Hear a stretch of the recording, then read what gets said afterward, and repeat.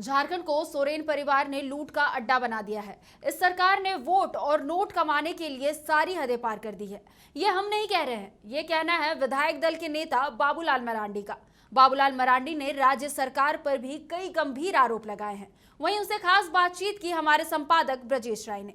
झारखंड में इन दिनों कई समस्याएं एक एक करके सामने आती हुई दिख रही हैं और मामला ऐसा है कि लगता है कि झारखंड के वजूद पर एक बड़ा सवाल खड़ा हो रहा है। भारतीय जनता पार्टी के नेता और राज्य के प्रथम मुख्यमंत्री रहे बाबूलाल मरांडी ने वैसे ही एक गंभीर समस्या की ओर ध्यान लोगों का खींचा है और वो मामला यह है कि बाहरी घुसपैठ झारखंड में हो रहा है, यानी झारखंड के माध्यम से पूरे देश में। और ये मामला है बांग्लादेश घुसपैठियों का, रोहिंग्या मुसलमानों का। हमारे साथ बाबूलाल मरांडी हैं, इनसे जानना चाहेंगे। सर, आपसे जानना चाहूंगा कि आखिर आपके इस खुलासे के दावे क्या हैं? देखिए, दावे बिल्कुल स्पष्ट है। पहले से भी इस प्रकार की खबरें आते रही है या रिपोर्ट भी है सरकार के पास कि पूरे देश में भी बांग्लादेशी घुसपैठी हुआ है। इसको लेकर के आप जानते ही हो, पिछले दिनों आसाम की घटना भी आप सबको याद ही है, पता है। और देश के अंदर में घुसपैठ है, ये किसी से छुपा हुआ नहीं है और इसको लेकर के आंदोलन भी होते रहे हैं, डिमांडें होते रही है कि भाई इन लोगों को निकाला जाए, इनको चिन्हित किया जाए। लेकिन कल जो मैंने विषय को उठाया कि वो अचानक नहीं था, अचानक ये संज्ञान में आया जब सुप्रीम कोर्ट में राज्य सरकार ने हल्फनामा दायर किया। क्योंकि सुप्रीम कोर्ट ने मांगा था कि भाई इस पर आप क्या कार्रवाई कर रहे हैं इस पर, तो इन्होंने जो हल्फनामा दायर की उसमें से साफ लगा कि भाई सरकार की कोई रुचि नहीं है। और मैं व्यक्तिगत रूप से जानता हूं, चूँकि संथाल परगना से हमारा संबंध रहा और लगातार हम घूमते रहते हैं, तो आज मैं कह सकता हूं कि साहेबगंज और पाकुड़ जिला, ये दो जिला है खास करके, यहाँ पर आबादी का जो डेमोग्राफी है पूरी तरह से जिसको कह सकते हैं बदल गया है, चेंज हो गया है। आज वहाँ पर जो संथाल है, पहाड़िया है, एक प्रकार से कहें कि वो अगर सर्वे होगा तो शायद हम गलत नहीं होंगे कि वो माइनॉरिटी में आ गया, मैंने उनकी संख्या कम हो गई है। और आज उनका सामाजिक, आर्थिक, राजनीतिक सब प्रकार से वो प्रभावित होंगे अगर सरकार अभी सचेत नहीं होंगे, उस पर काम नहीं करेंगे। और इसलिए मैंने कल उसको इंगित भी किया है कि अगली दफ़ा अगर पुनर्गठन भी होगा तब देखेंगे वो सीटें आरक्षण की सूची से कहीं समाप्त ना हो जाए। और उसका बड़ा कारण है जो बाहर से जो घुसपैठ करके आए और वहाँ लगातार कर भी रहे, लोग बस भी रहे हैं और सरकार को उस पर कोई चिंता नहीं है। बाबूलाल जी, ये भी हम जानना चाहेंगे, हमारे व्यूअर्स जानना चाहेंगे कि आखिर इनके पीछे किन लोगों की साजिश है और क्यों? देखिए, साजिश तो जब आदमी आते हैं जो एक प्रकार से बाहर से जो घुसपैठ करते हैं तो कई कारणों से आते हैं, लेकिन उसमें से अगर जो सत्ता में बैठ करके अगर उन लोगों को हम चिन्हित नहीं करेंगे, उनको पहचानेंगे नहीं और उन लोगों को एक प्रकार से हम बचाने का ही काम करेंगे या फिर स्थापित करने का ही काम करेंगे, तो ये बड़ा चिंताजनक स्थिति होती है। तो आज तो मैं कह सकता हूं कि वर्तमान जो सरकार है, हमने कल भी इस बात को उल्लेख किया था कि आप सबको संज्ञान में होगा, जब कोरोना काल आया था उस समय बड़ी तादाद से बाहर से लोग झारखंड में आए हुए थे और रातों रात फिर झारखंड के भिन्न भिन्न हिस्सों से एक बड़े मंत्री, सरकार के कैबिनेट मंत्री, उन लोगों को रातों रात, चाहे वो कोडरमा हो या लाहौर दग्गा हो या रांची हो, इन सारे जगहों से उन लोगों को रातों रात गाड़ी उनकी व्यवस्था करके यहाँ से उनको निकाला गया झारखंड की बॉर्डर से बाहर। उस समय भी हमने सरकार को लिख करके दिया था कि भाई इसकी जांच होनी चाहिए, लेकिन किसी ने कोई ध्यान नहीं दिया। तो आज भी जब उन सारे क्षेत्रों को मैं देखता हूँ तो बड़ी चिंताएं होती है कि उस क्षेत्र में आबादी जिस प्रकार से बदल रही है, उसका चेंज हो रहा है डेमोग्राफी, तो वहाँ के जो संथाल है, पहाड़िया है, उनका अस्तित्व में ही एक प्रकार से खतरा उत्पन्न हो गया है वहाँ पर। सर, बड़ी बात है कि जो संथाल परगना की आप चर्चा कर रहे हैं, वहाँ के खान खनिज संपदा की भी लूट हो रही है और ये लगातार सवालों के घेरे में, क्या कहेंगे इस पर आप? देखिए, खान की लूट हो रही है, उस पर तो मैंने बार बार आवाज़ उठाते रहे हैं। इलीगल जिसको कहते हैं ना, चाहे साहिबगंज से लेकर के दुमका तक, साहिबगंज, पाकुड़, ये दुमका, ये जो खास करके बंगाल की जो बॉर्डर है, ये पूरी तरह से वहाँ पत्थर का व्यवसाय होता है और पत्थर बड़ी तादाद में है, ब्लैक स्टोन चिप से।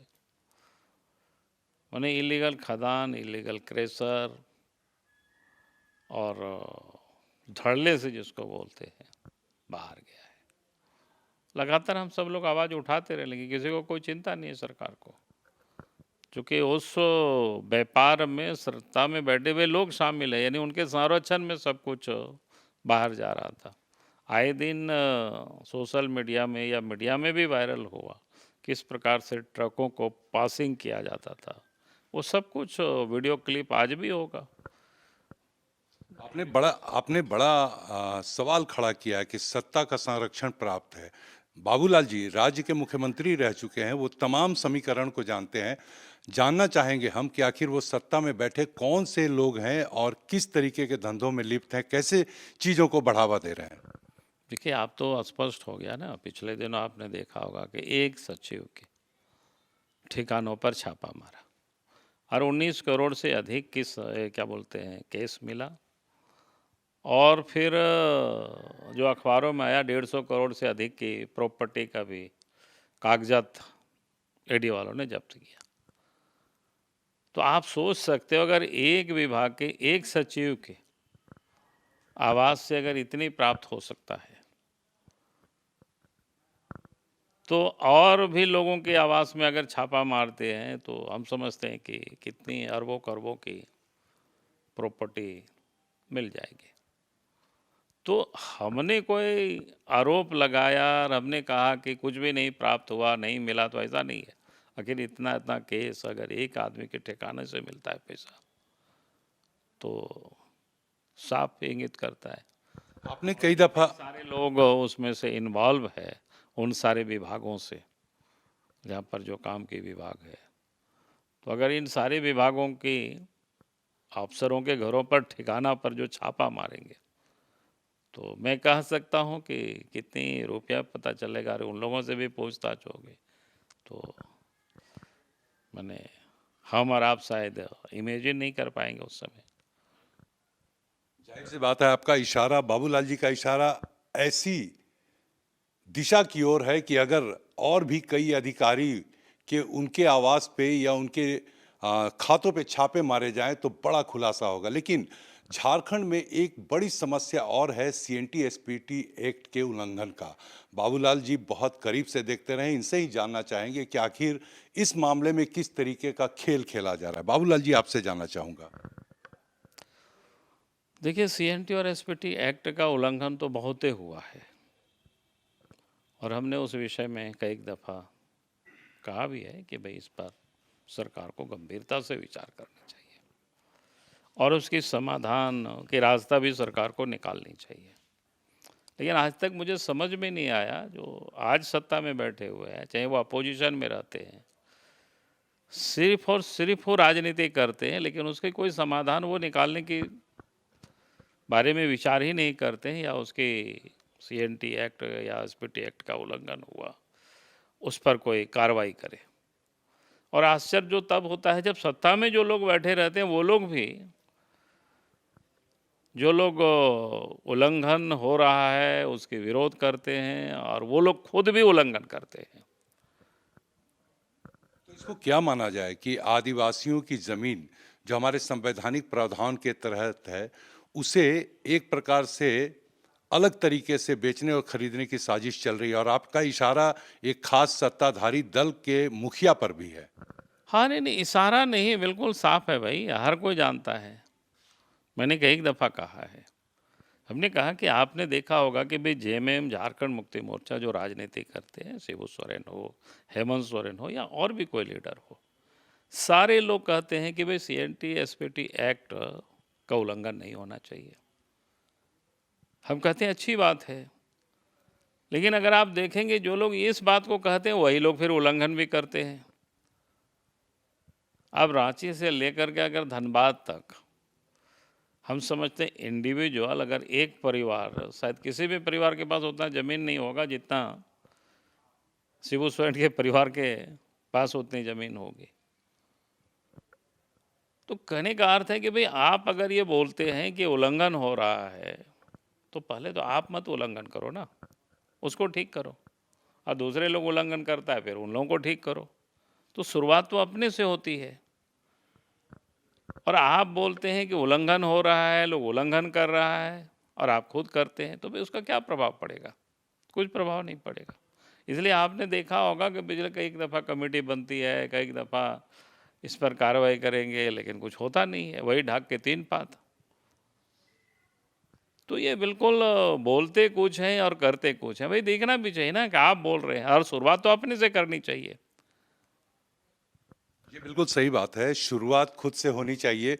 अब बाबूलाल जी से अंतिम सवाल ये करना चाहूँगा कि आज जिस तरीके से सियासी माहौल है, सत्ता पक्ष के कई मुख्यमंत्री समेत और कई विधायक आरोपों से घिरे हुए हैं, दूसरी तरफ विपक्ष में भी जो भाजपा है, भारतीय जनता पार्टी, उनके कुछ विधायकों पर उनकी सदस्यता खतरे में नजर आ रही है। बाबूलाल जी से जानना चाहूँगा कि इस मसले को किस तरीके से आप देखते हैं? देखिए, मैं जो मामला अदालत में है, अदालत जिसकी सुनवाई कर रही है, उस मामले पर तो मैं कुछ भी नहीं कहूँगा, क्योंकि हमें अदालत की फैसला का हमें इंतज़ार करनी चाहिए, क्योंकि सब अलग अलग प्रकार के मामले हैं, और इसलिए हम सब लोगों को उनके फैसला का हमें इंतज़ार करनी चाहिए।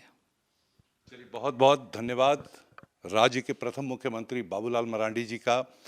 इशारों इशारों में इन्होंने बहुत कुछ कह दिया, और हम भी ये कहेंगे, और दर्शक भी इस बात को जानते हैं कि झारखंड के हालात इन दिनों कुछ ठीक नहीं चल रहे हैं, लेकिन हालात सुधरने चाहिए, ये हम और आप दोनों चाहेंगे।